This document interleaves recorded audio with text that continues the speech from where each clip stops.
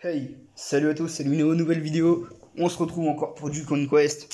Numéro 39, on a un Captain, Captain Sicarius.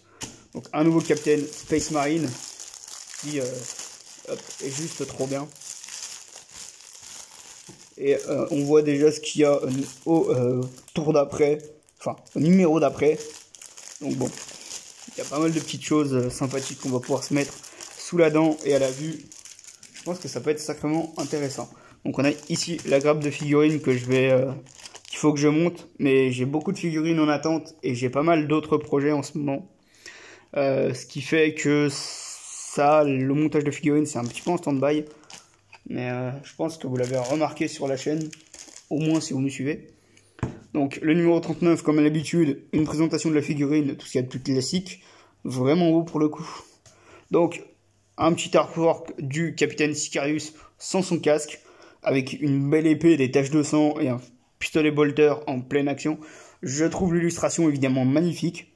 Donc le nom Cato Sicarius, le grade capitaine. Qu'est-ce qu'il a?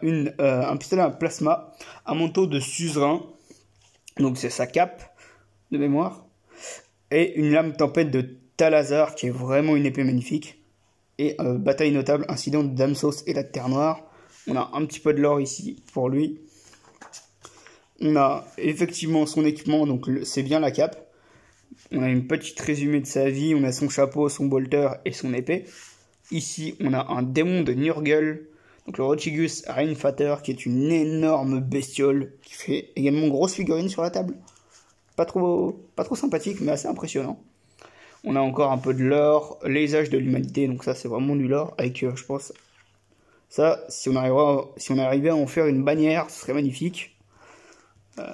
Voilà, encore un peu d'âge de l'humanité. Les flottes de bataille de l'Adepticus Astartes.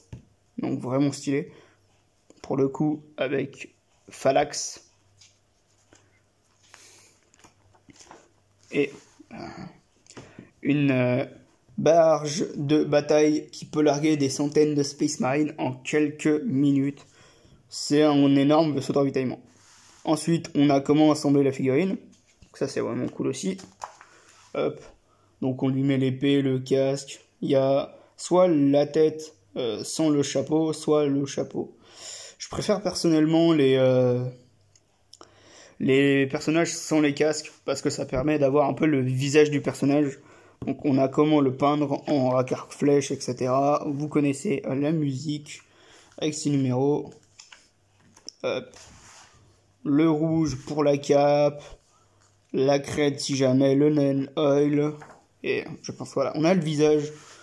Donc ça c'est trop bien, parce que c'est ce genre de tuto qu'il nous faut. C'est un petit genre de tuto qu'on pouvait retrouver dans des numéros de White Dwarf, si je me trompe pas, pour peindre les visages. Après il y a évidemment des peintres professionnels que vous pouvez suivre sur les réseaux sociaux, donc tels que Facebook, vous trouverez leur page, je pense, assez facilement, où ils vous expliquent toutes les techniques de peinture qu'ils utilisent. Mais voilà, j'ai toujours évidemment préféré les têtes, comme je viens de vous le dire, sans les casques. Après, chacun ses goûts. Je sais que les casques, c'est pas trop mal, mais c'est un point de vue personnel, on va dire. Ensuite, on a un nouveau scénario avec ce, je pense, nouveau capitaine. Capturer les balises. Problème de réseau. Donc, il nous demande, ok, un capitaine Primaris, c'est pas forcément Icarus. Ah, Sicarius, intéressant. On a évidemment sa feuille de stats, qui est évidemment indispensable maintenant, si vous voulez jouer. Derrière, on a la bataille de Kaylon, qui est sera un nouveau tapis de jeu. Donc ça, c'est plutôt bien, ça en fait un troisième. Toujours plus d'éléments de terrain, et là, on a des pions de balises. Mais je pense que je vais m'en faire des customs, j'aime pas trop découper les numéros. Ça m'embête un petit peu, on va pas se le cacher. Et évidemment derrière, les prochaines conquêtes, donc le Liberator Gold, le Woolly Rider Red et le Starmost Silver, pour encore plus de peinture. Une petite préférence pour le Liberator Gold au niveau des peintures, parce que ça permet d'amener derrière l'Auric Armor Gold, qui est un doré beaucoup plus pétant et poussé. Et après, on a l'obusier de la Death Guard, le Plague Burst Crawler, qui est énorme. Donc celui-là, j'ai vraiment hâte de l'ouvrir. j'ai hâte d'ouvrir encore les numéros qui vont arriver après. Sur ce, j'espère que la vidéo vous aura plu et moi je vous dis à bientôt pour une prochaine. Ciao.